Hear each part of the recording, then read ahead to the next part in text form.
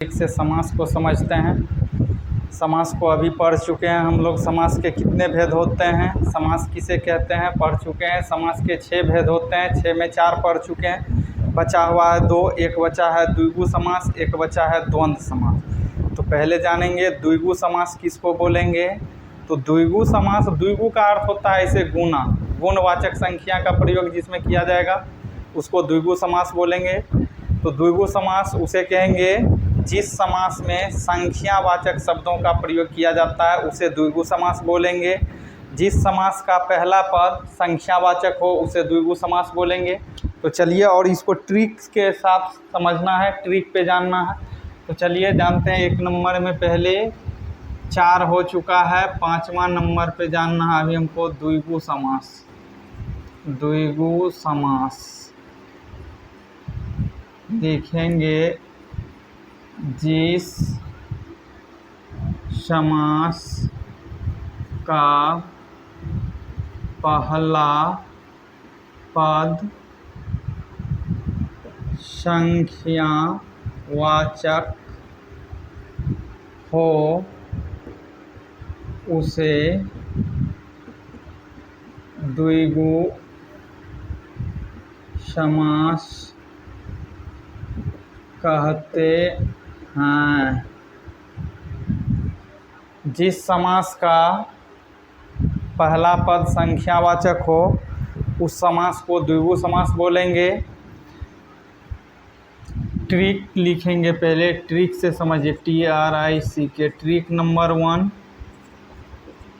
संख्या वाले शब्दों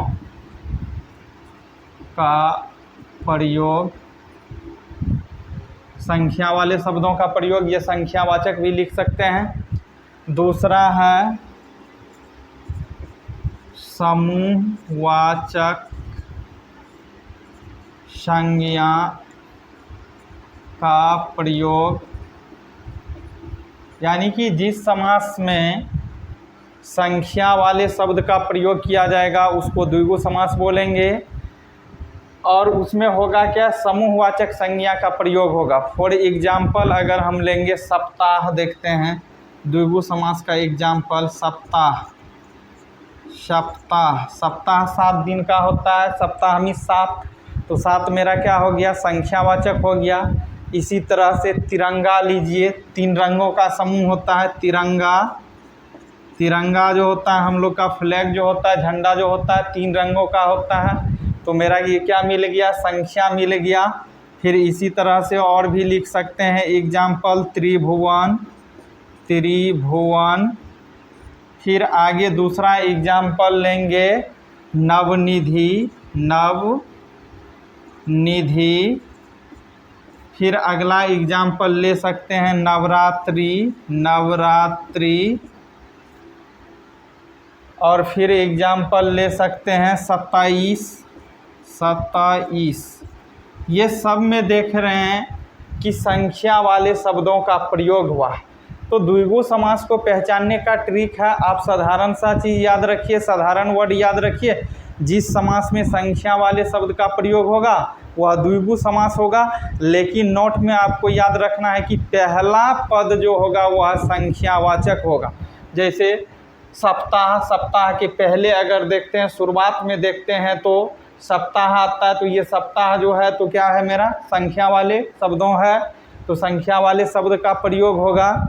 तो ये कौन सा समास होगा, द्विगु समास होगा। जिस समास में संख्या वाले शब्द का प्रयोग होगा वह द्विगु समास होगा, हमेशा याद रखना है।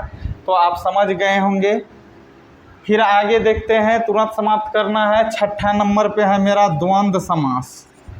द्वंद्व समास, द्वंद्व समास क्या होता है, द्वंद्व समास वैसे समास को कहते हैं जिस समास के दोनों पद एक दूसरे के उल्टा होते हैं, अपोजिट होते हैं, ऐसे समास को द्वंद्व समास कहते हैं। और द्वंद्व समास का दोनों पद एक दूसरे का उल्टा होता है और अर्थ दोनों का अलग अलग होता है। तो लिखेंगे जिस समास के दोनों पद प्रधान होते हैं, जिस समास के दोनों पद प्रधान होते हैं। जिस समास के दोनों पद प्रधान होते हैं तथा विग्रह करने पर, विग्रह की बात करेंगे तो तथा विग्रह करने पर, तथा विग्रह करने पर, तथा एवं और अतएव, इतना ही रहने दीजिए। जिस समास के दोनों पद प्रधान होते हैं तथा विग्रह करने पर तथा एवं और लगे होते हैं या लगा रहता है, लगा रहता है, उसे द्वंद्व समास कहते हैं। और इस परिभाषा को भूल जाइए, परिभाषा याद नहीं है तो आप ट्रिक पकड़िए, ट्रिक से बनाइए।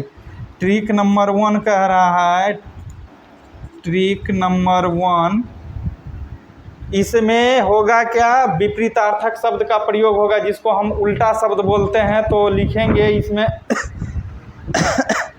दोनों शब्द एक दूसरे के उल्टे होते हैं। ट्रिक नंबर 1, दोनों शब्द एक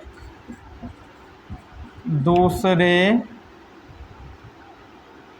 दोनों शब्द एक दूसरे के उल्टा होते हैं। फॉर एग्जाम्पल की बात करें तो बहुत सारा एग्जाम्पल है। सीधी सी बात याद रखना है, द्वंद्व समास ट्रिक पे बनाना है आपको। दोनों शब्द एक दूसरे के उल्टा होते हैं। जिस समास का दोनों पद एक दूसरा का उल्टा होगा वह हो जाएगा द्वंद्व समास।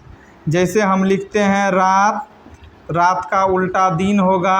पूछ देगा रात दिन कौन सा समास है, तो द्वंद्व समास है।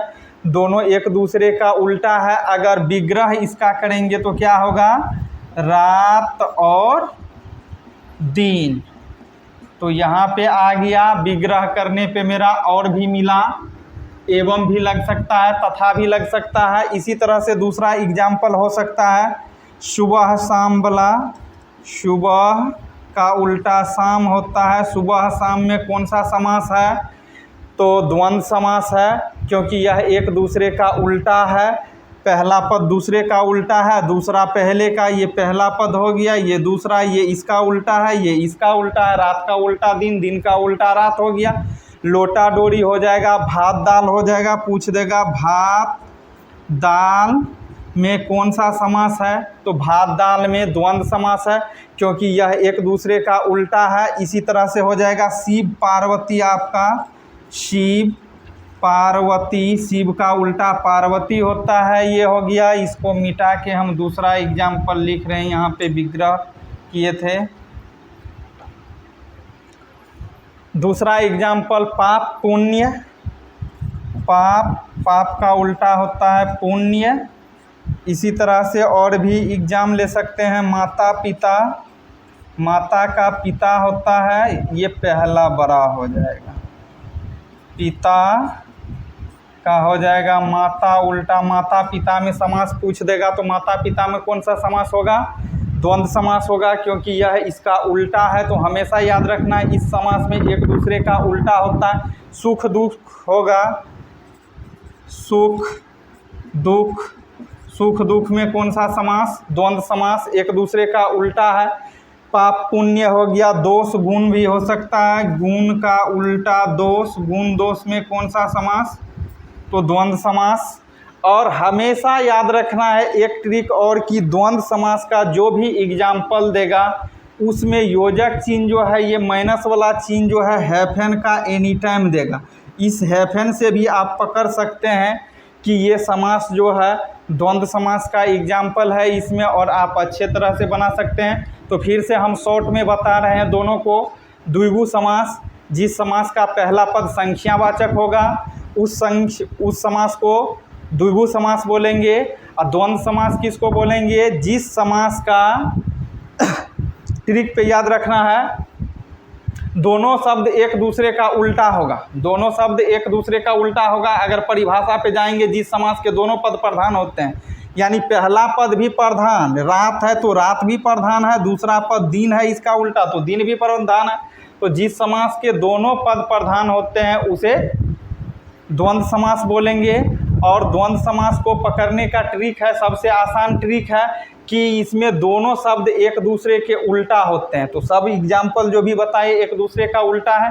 अगर आपको वीडियो अच्छा लगा होगा तो वीडियो को लाइक और शेयर कमेंट ज़रूर करें, ताकि आपको और भी